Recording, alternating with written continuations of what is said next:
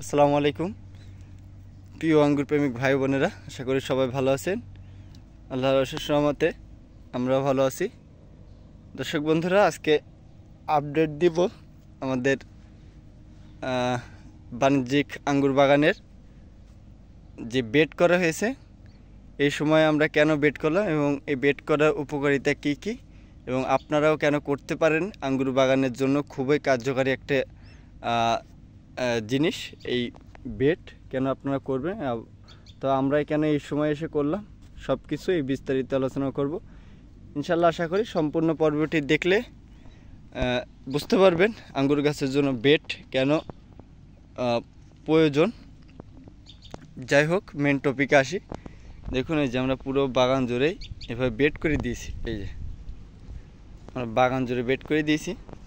এই যে এখানে দেখতে পাচ্ছেন আপনার নিচ এবং এটা দেখতে পাচ্ছেন উপর। আগে কিন্তু আমাদের পর্বগুলো আপনারা যারা নিয়মিত দেখেন, লক্ষ্য করলে কিন্তু বুঝতে পারবেন যে আগে একবারে সমতল ছিল, যে একবারে চারদিকে সমান ছিল এবং এই যে এই মাটি সব সমান ছিল।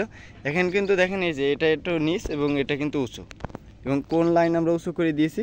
এবং আঙ্গুরের যে লাইনটা আমরা এই যে একটা গাছ থেকে একটা গাছ 3 হাত পর লাগিয়েছি, যে লাইনটা আছে এই লাইনটা কিন্তু আমরা সোজা এই যে এই পাশেতে অল্প কিছু মাটি এবং ওই পাশেতে অল্প কিছু মাটি দিয়ে বেডটা উঁচু করে দিয়েছি। এবং কেন উঁচু করলাম দেখুন, এখন চলছে বর্ষাকাল বা এখন শীত আসবে ভাব। এটা হলো সেপ্টেম্বর মাসের আজকে 28 তারিখ, সরি আজকে হলো আপনার সেপ্টেম্বর মাসের 7 তারিখ। এখন এসে আমরা কেন বেড করলাম, এখন কিন্তু আপনার বৃষ্টির প্রচুর চাপ এই বছরে।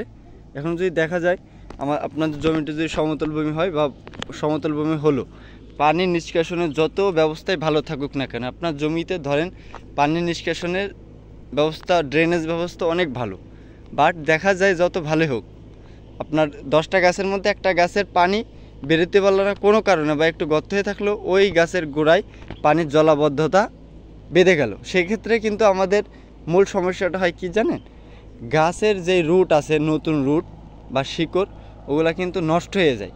ওগুলো নষ্ট হয়ে যাওয়ার কারণে আপনার গাছটি ধূপ করে মরে যায়, যেটা আমি গত পর্বে আরেকটি পর্বের মাধ্যমে দেখাবো। আমার বেশ কিছু গাছ এভাবে মারা গেছে, যার কারণে এই বেডটা করে দেওয়া। যাদের ড্রেনেজ ব্যবস্থা একটু খারাপ বা পানি নিষ্কাশন ব্যবস্থা খারাপ, তারা আবশ্যকভাবে বলছি এই কাজটি আপনারা করে দিবেন, এভাবে বেড করে দিবেন। এই যে আমার পুরো বাগান এভাবে বেড করে দেওয়া। সেক্ষেত্রে কী হয়েছে, পুরো বাগান বেড করে দেওয়ার কারণে এই যে আমার যত পানি হোক, মোটামুটি যদি আমার একবারে বন্যা না হয় সেটি ভিন্ন কথা, সেটি প্রাকৃতিক দুর্যোগ, আল্লাহ যা চাই সেটি হবে। কিন্তু আমাদের তো অবশ্যই করণীয় কাজ আছে, আমাদের তো কিছু করতে হবে। আমরা মাটিটা তুলে দিয়েছি এবং দেখুন মোটামুটি যে বৃষ্টিপাতগুলো হয়, আমরা এই যে এভাবে এই বৃষ্টিপাত গড়িয়ে নিচে চলে আসে, এই বেডে পানি থাকে এবং পানি গড়িয়ে একবারও নিচে চলে যায়। অথবা যদি হালকা পাতলা পানি এখানে বেঁধে থাকুক, বাট আপনার গাছের গোড়া তো সেফ থাকছে। এই গাছের গোড়াটা যখন আপনার সেফ থাকবে, তখন কিন্তু ড্রেনেজ ব্যবস্থা ভালো থাকলে আপনার গাছের শিকড় ভালো থাকবে। গাছের শিকড় ভালো থাকলে আপনার গাছের গ্রোথ ভালো থাকবে।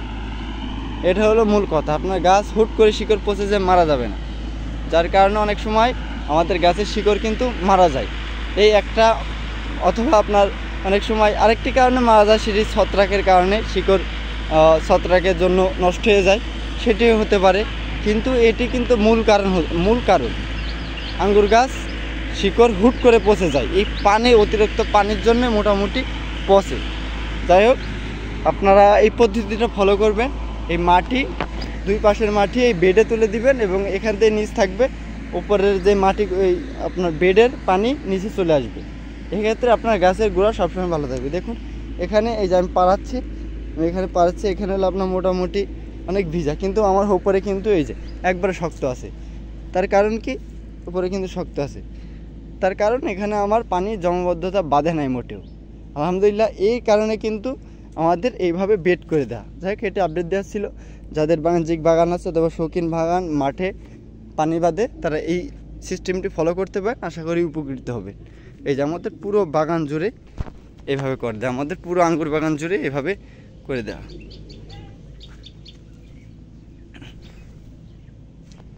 এই যে দেখতে পাচ্ছেন পুরো এই পুরো আঙ্গুর বাগান জুড়ে আমাদের এইভাবে করে দেওয়া। যাই হোক দর্শক বন্ধুরা, সবাই ভালো থাকুন, সুস্থ থাকুন। আল্লাহ হাফেজ, আসসালামু আলাইকুম।